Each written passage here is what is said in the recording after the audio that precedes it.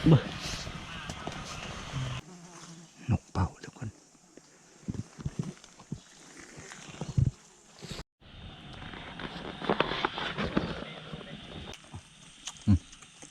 เขาแล้วก็จะได้พักผ่อนหน่อยนึงก็จังคอยไปหารัดเลาะการอีกนะคนเลยฝนตกจนแจ้งตำปางอากะเอื้อนไม่ได้พลกันคือว่าน้ำในเซ่ในเต็มตะพังล้นฟังคนแหละที่เมื่อยากเลยหรอกแต่พ้นยุดกะสิได้เอาไปนำกระหอกเลยในอยู่ในกินเพราะว่าของกินกะยังนกอยู่3 ตัวคนหาคนบุกบยังกินมดเลยกันแล้วเลยบ่มีอันจะกินเลยแล้วบ้านฝนนี่ก็ตกมาเมื่อกี้ฝนตกลิ้นนี่เฉิดตายรถเนี่ยมึงบ่ไกลก็หมดสภาพแห้ง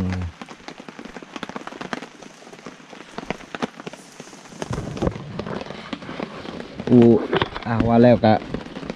เฮากระเปียกครึ่งหนึ่งเลยทุกคนนี่คานี่ไปนะคานี่เปียกนะน้ำมันย่อยแล้วมันไหลมาเฮาก็เอาพานี่ดันไว้น้ำกันมันไหลมานี่มาเป็นวันเลยน้ำกันนี่ดันไว้ยู่มันขึ้น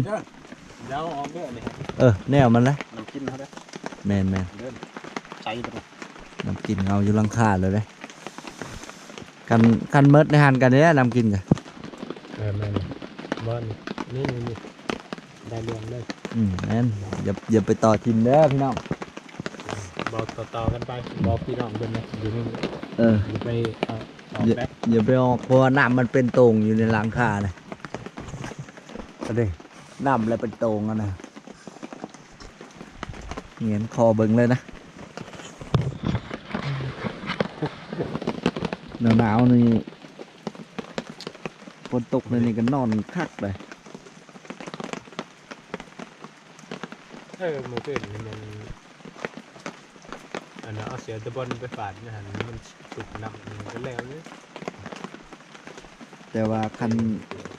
มันคือเฮากับบ่ได้ไปดอกเป็นเนี้ยบุญปืนเลยปืนจะทิ่มมันล่ะว่าแต่ละเดือนไม่เสียแบบบุญปืนคันใดแล้วบ่มีคันบ่ได้แล้วบ่มีมันเป็นในจิตใจจ้ะมันโบมานเด้โบมีปืนทิ่มแล้วปืนกับมันโบมานโบแม่นเลยนี่แหละว่าถือของมันไปบ้านนี่ว่าสิได้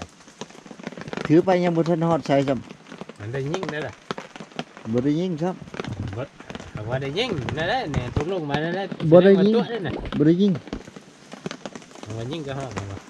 บ่พอยังเลยปืนช่วยหรือไปฝนตกซ้ำโอ้ยว่ายิงก็ห้องและบ่อันน่ะฝันว่าถือปืนจะไปอันได้ยิงก็ฮ้อบ่ได้ฝันแล้วถือไปเลยเฮาว่าบ่ได้ยิงปืนช่วยไปฝนตกใส่ต้องเอาไปแก้มือใหม่นะจะบ่สิช่วยตลอดเลยได้นี่ช่วยตลอดเลยได้นี่ทำบทไปแก้มือนี่สบายดีพ่อแม่พี่น้องและก็ FC เบิดสุขุทุกคนยินดีต้อนรับเข้าสู่ช่องบ่บอนเด้อพี่น้องมื้อนี้เฮาบ่ได้ไปลาดเช้าบ่ได้ก็เลยนึ่งข้าวนึ่งน้ำพาเขาทีมงานมาแต่ไปหากินนะฝนตกตั้งแต่เช้าๆนี่แห้งนะจนบางคนก็จนสิไปบ่ได้เพื่อไปหากินเพราะว่ายำปืนเปียกนะ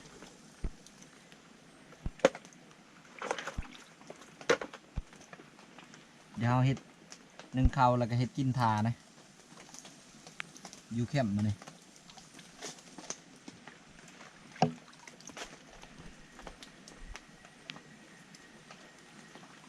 หลังจากที่เฮากินข้าวแล้วเฮาก็จะได้ย่ายบอลได้มานี่และลงไปทางลุมแหละหรือว่าอาจจะได้เมื่อกันยังบ่แน่ใจนะ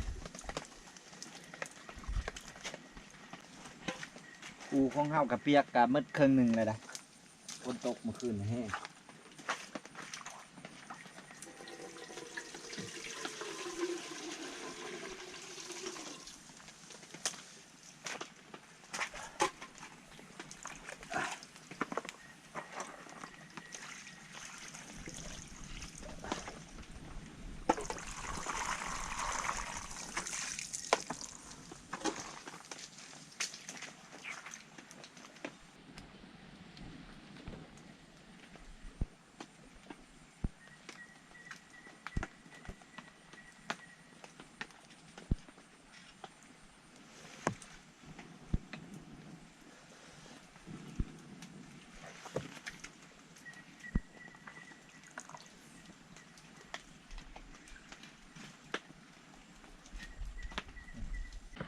โอ้มาแล้วมาเลยเป็นไง ไม่เลาะแล้ว เมื่อยเลาะแล้วเนี่ยได้ปะพอปะ นี่แต่พันหนวดนั่นแหละมันเขาไปยืนในกรมไข่ มันจะล้อโค้งพอยังจะอยากเห็นสนุกหน่อย บอลเลมมาแล้วก็เดี๋ยวเขาสิได้ไปได้บัดนี้นะเดี๋ยวให้บอลเลมเผามวยเขาแล้วก็แต่เพิ่นสิเฮ็ดกินหรือบ่เฮ็ดก็แล้วแต่นะ โบเห็นได้ เดี๋ยวเราจะลงไปหาเลาะเบิ่งซ้ายนะก่อนเพราะว่ามันยังเศร้าอยู่นะประมาณ7 โมงได้นี่นะ7 โมงปลาย ถามมาพร้อมกันจะเห็นกิน บอกกันเฮ็ดกินก็เฮ็ดกินโลโตอันนี้แต่กับบ่เฮ็ดก็บ่เป็นหยังเดี๋ยวไปก่อนทุกคนเลยเทื่อมานนะให้บอลแรมเพิ่นเผาโหดเขาเพิ่นว่าเมื่อยละเพิ่นเมื่อยแล้ว บ่ได้กินข้าวจะขึ้นนี่ เมื่อคืนนี้บ่ได้กินข้าวกำลังไปทุกคน ตอนนี้ก็7-8 โมงละ7 โมงปลายละพุ่นสัตว์ใหญ่มันออกมากินหญ้าเข้มดานนะเป็นฝูงเลยบ้าขึ้นลอดตาลอดใจแท้เนาะควายทุกคนเลยเพราะว่ายามฝนนี่ก็เจ้าจะเอาควายขึ้นมาปล่อยอยู่ผู้แล้วก็เที่ยวขึ้นมาจอบเอาได้ก็จะมีแต่คนนั้นเขาขึ้นมาจอบควายนี่แหละที่จะเห็นดุแน่นะช่วงนี้แต่ว่าเมื่อยามฝนแล้วก็เขาเริ่มสุกแล้วก็เจ้าเอาควายลงได้ไปเบิ่งกันว่าชิพ่อสัตว์อยู่บ่มื้อนี้เอามาโฮมกันแล้วก็สิได้ย้ายแคมป์ลงไปพุ่นแหละจะได้กาขอบคุณขอบใจพี่น้องที่เข้ามารับชมแล้วก็ให้กำลังใจบาบอนเด้อทุกคนตอบคอมเมนต์ทุกคอมเมนต์สำหรับทุกคนที่เข้ามาคอมเมนต์ก็ขอบใจหลายๆเนาะเข้ามาทักทายถามไทยกันได้เนาะทุกคนไปเบิ่งน้ำกันมานี่ไปเบิ่งน้ำกันว่าสิมานหรือบ่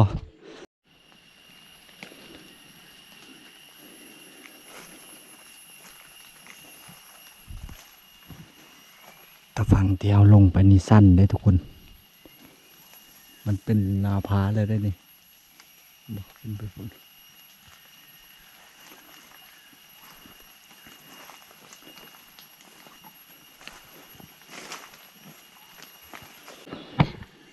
เมื่อกี้นี่ไก่มันอยู่ในนี้เลยทุกคนนี่เห็นแต่ขนมันง่อยในนี้ชวนเฮายางมาแต่พุ่นนะบ่ทันเห็นมันบินขึ้นเลยนี่ขนจะหล่นขนาดบินตกใจเลยนี่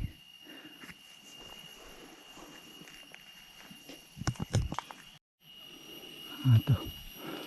หกแห้งเลยทุกคน แต่ก็ยังบ่เจอยังอยู่นะมีแต่มีแต่เครือแต่ก็ยังบ่มีสัตว์เลยก็หงก็หอกจักไปทางไหนเบิด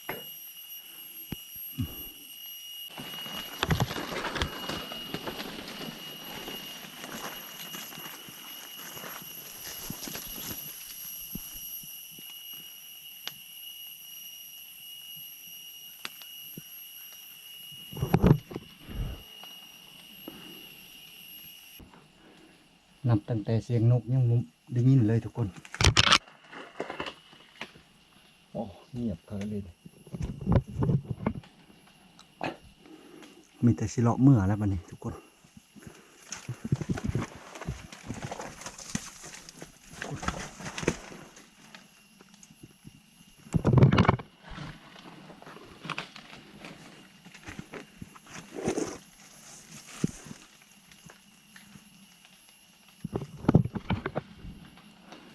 บ่มียังเลยนะแต่นกตัวนึงก็บ่ได้ยินเดี๋ยวไปหาทีมงานน่าจะมาหมดแหละทุกคนเมื่อเลาะแล้วเฮาก็อยากข้าวแห้งขึ้นไปหากินข้าวก่อนโอ้เดี๋ยวได้พาแนนมาก่อนเลยคือได้ยิน2 บาทพอ ถือ บุถึกยิงยังอะนะ ยิงเหาะ คือว่ายิงหมูสะดอกปึ้งโหลด มันติดมากระบอก บอลเจ้าอันไปจอบเลยฮะมาไกลก็มาเลยนะเบิ้งสำนายแบบเพิ่นนะ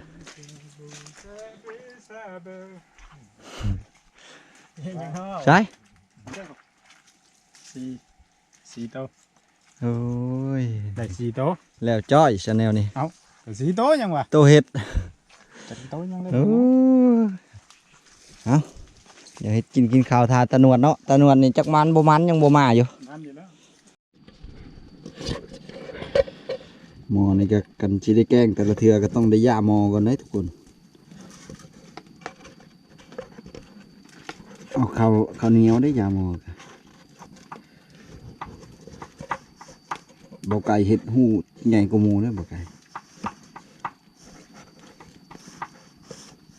ง่ายนะที่ย่าง่ายได้มันน่ามันย่าง่ายสนุกไปแช่ปลาหรือแช่เอามา อ๋อถูก เอานี่ จะเป็นทุกอย่างเลย นี่นี่บอลนี่นี่ เฮ้ยพอนับได้จากโต้หั่นนะ มีแต่นกกระดกเกี่ยวปากก่อนนะ เดี๋ยวไปเครื่องก่อน ยาง มีแต่นกกระโดกทุกคนได้ละประมาณ6-7 โต้พุ่นแหละถือว่ามานแล้วมื้อนี้เพิ่นพันหนวดมาแลมเพิ่นก็เป็นเชฟได้มื้อนี้เลยเฮ็ดอยู่เฮ็ดกิน แสดงว่าเราโบมานบ่ โอ้ยเราก็ฮู้อยู่ดอก โมนาทีได้เห็นว่าก็ได้หรือว่าโบมานเบิดให้เราเห็ดบ่โบมานเบิด พอเฮ็ดแล้วเลยเด้มันก็คนละแผนกเนาะ เห็ดจังได๋ล่ะ เออ เฮ็ดจังได๋ล่ะ นึ่งข้าว ค่อย นึ่งข้าวหาพื้น ค่อยกระซวยเข้า นึ่งข้าวหาพื้นได้เฮา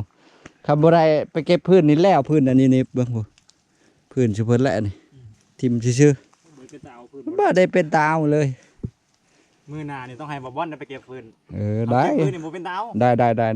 บ่อยากหาพื้นอยากหากินนี่มันยาก จะไปหากินมื้อหน่ะ ถ้ากินต้องมอบให้พันหนวดได้เพิ่นเข้ากุ๊กไผนี่ หัวเจ้าสิเฮ็ดหยังซะ ถ้าเฮ็ดอยู่เฮ็ดกินอยู่แคมป์ก็ได้เว้นบ่บ่เท่านะค่อยกระทง โอ้สีมือบ่แหลมแกงนกไปได้ชิมแล้วบ่ บ่ซีมเด้ เออ แซ่บคือแซ่บแล้วแน่นอน แนวนั้นบ่ คันบ่แซ่บคือว่าเค็ม เฮ็ดหยังอันนี้แฮมบ่ไก่บ่ ให้บ่เล่มเลยละมั้ง เรามากินใบอันนี้บ่ผักติ้วฮะกินข้าวนำกัน กินข้าวแล้วก็ กินเพิ่นนอนได้ว่ามากินนี่ฮะ เป็นมักด้วยนี่ เออ จูบให้แล้วยำไม่นอนบ่จูบก็ได้แล้วบ่เผ็ดดอก อ่ะทุกคนตอนนี้ก็กินข้าวกินน้ำอิ่มเรียบร้อยแล้วก็สิได้เก็บเครื่องเก็บของไปจุดใหม่นะไปจุดพักใหม่แล้วก็ให้มันใกล้ๆกับทางเมื่อหั่นแหละเพื่อกะสิได้พากันเมื่อเด้อมื้ออื่นนะนี่กำลังเก็บเครื่องเดี๋ยวเราก็เก็บบนพักบนเช้าแล้วก็ง่ายก่อนบัดนี้อ่ะตอนนี้กำลังสิออกเดินทางเพราะว่ารถมีปัญหาทุกคนเลยของพาแนนนี่ก็ติดบ่ได้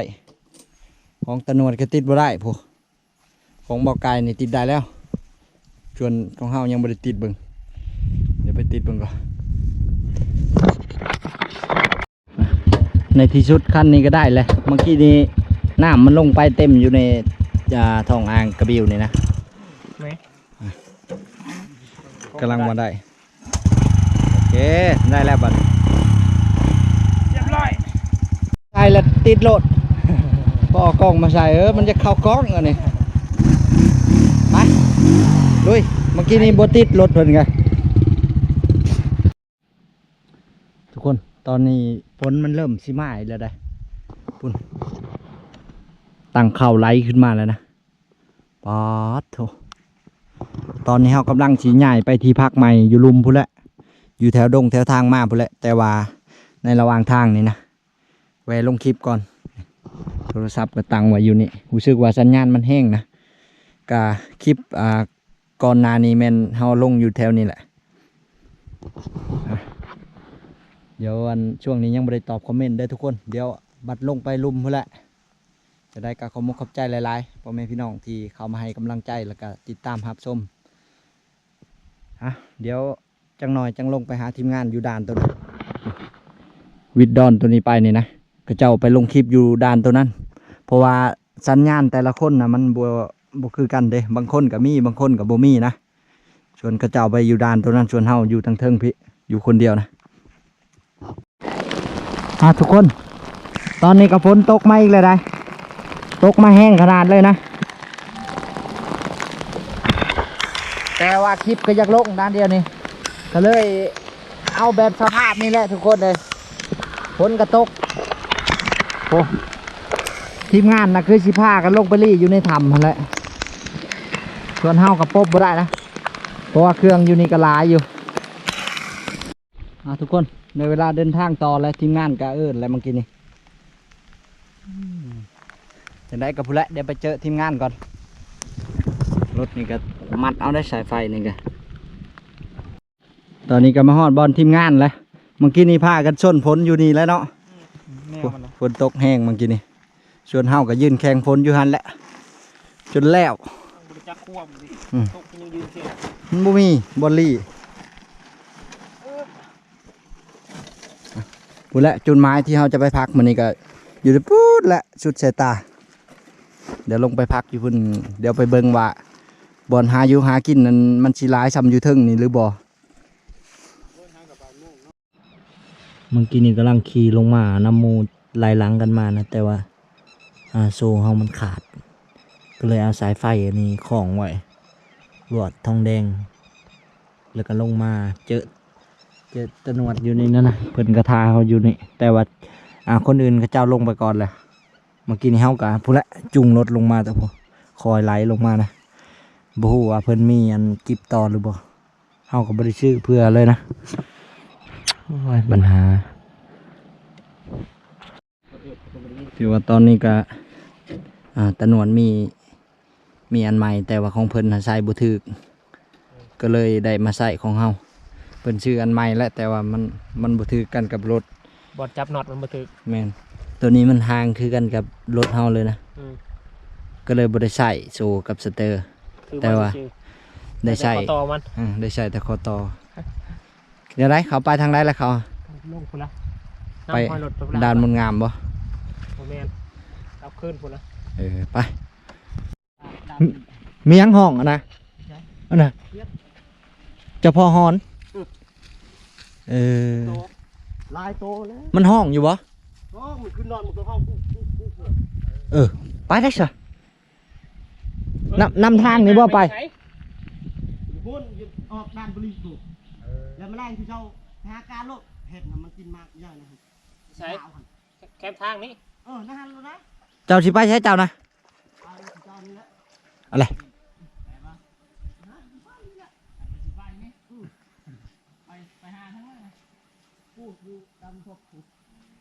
เจ้ามาผู้เดียวบ่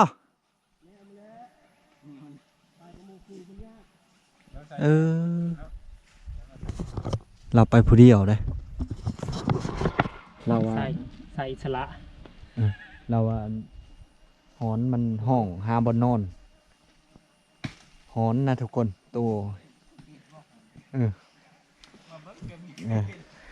บ่คือหอนบ่คือเห็นได้ว่าฮอนพี่น้องฮอนพี่น้องจะคอกก็เคยเห็นอยู่บ่ฮอนเคยเห็นอะไรเคยเห็นเคยได้กินได้แล้วเคยฮอนยังบ่ล่ะบ่เคยฮอนมาฮอนแล้วกันเดี๋ยวผูกเต้นผูกกลางเต้นไว้ก่อนนะได้ใช้ผูกไปใช่นี่เอาเลยเนี่ยเอาเห็นรักเก่าบ่ไปหาเนี่ยมากินเลยเดี๋ยวสิมาหมักไปเอาฮอนมันเลยเลือดเลือดในดอกบนนอนนะมาลายฝาเมียให้แมวหมักเมียจะมักบ่เดี๋ยวเราจะออกไปหารัดแรกก่อนเดี๋ยวให้ทีมงานอยู่ในแคมป์ในกลางเต้นกลางยังฮะแหละเดี๋ยวเราจะเลาะไปบอลนั้นคนที่กายมาเมื่อกี้นี้บอกแล้วบางทีเจออย่างสักอย่างนะหอกกระแตเอามดเห็ดฮ้อนบริเลือกอันกินได้ทุกคนมาเนี่ยเดี๋ยวตอนค่ำกันยังสิไปหาเลาะการอีกเดี๋ยวไปเบิ้งน้ำกันมาเนี่ยห้องแซวอยู่ทุกคนจากเสียงเบิ้งเข้าไปหาเบิ้งก่อนพอยับเข้ามาไกลๆแล้วมันก็เศร้าห้องและไปหาเลาะคือเก่าแล้วทุกคน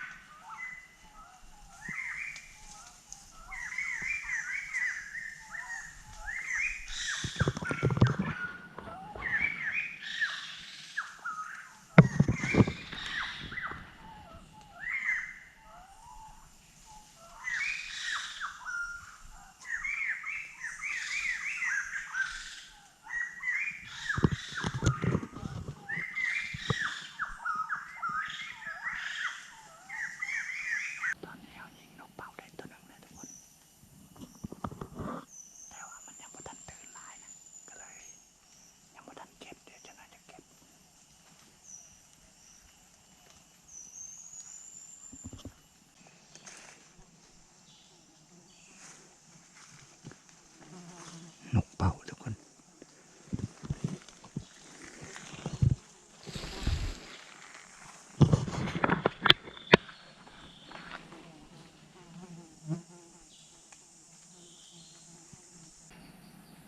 จะมาว่าสิพากันเลาะต่อไปนี่นะแต่ว่าแนมเบิ่งนี่หันขาวเลยทุกคนฝนมันสิมาอีกแล้วนะฝนมาแล้วแต่มันยังมาบ่ฮอดเฮานะมีแต่เฮาสิเลาะเมื่อแล้วเพราะว่าชุดกับบัวลายแล้วไปเดี๋ยวเลาะเมื่อทุกคนบัดนี้บอกยายได้เพิ่มบ่ได้ยังนะได้เพิ่มนะ ได้อันเก่าเพิ่มอยู่ ได้อันเก่าเด้ยิงจากบ้านฮะนะ อันเดียวตัวนี้ หู้จุดเลยบ่ แม่นอันเดียวลงเพิ่มก็ได้ เป็นช่องเป็นชามเด้อ่ะมันก็บ่คือกันแล้วจนนั่นน่ะ มันคือกันบ่แล้วกัน ฮะเดี๋ยวสิไปอันนั้นก่อน เอาใส่ถุงใหม่แล้วให้ยา เดี๋ยวไปล้างเห็ดก่อนทุกคนเลยมาแกงตอนนี้ก็มาหาเลาะล้างหาบอลล้างเห็ดนะทุกคนเห็ดที่เฮาได้มากก็เอามาล้างมาแกงตื่มกันแกงกินโอ้แซ่บเลยได้บัวลายก็พอได้สดน้ำ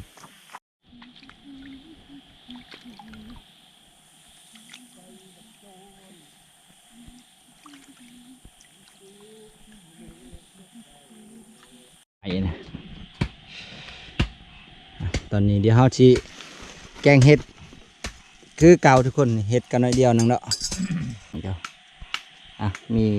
ปิ้งนกได้มามื้อเช้านี่แหละมาเห็ดกินอยู่พี่ได้แล้วก็บางพร้อมได้เต็มเมื่อวานผู้บางก็แล้วก็เดี๋ยวแกงเห็ดเพิ่มอีกเดี๋ยวเฮาแกงเองมื้อนี้เป็นเชฟแกงเห็ด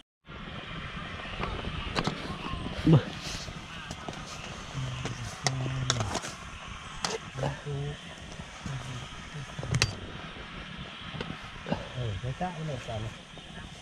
นี่ก็มาเลี้ยง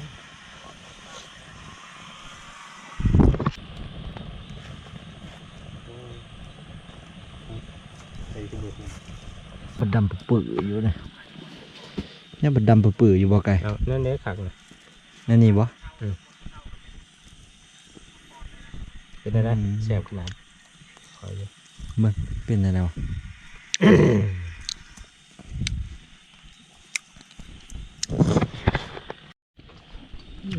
กินข้าวเลยทุกคนแบบนี้ ให้ยิงนกเป่า จนดึกนะ พี่แซ่บเหรอมืออื่นแล้วยิงตัวนกเป่าแนวอื่นยังเอาเด้อ เอาละลายได้เมียเขาหมักไหม นกเป่า เมียถ่ายอยู่กัน กินข้าวกันทุกคนแบบนี้กินข้าวแล้วก็จะได้พักผ่อนหน่อยนึงก็จังคอยไปหารัดเลาะการอีกนะ บักเป่า เราเจ้า น้าเราก็ขึ้นมา เดี๋ยวขออนุญาตกินข้าวก่อนบัดนี้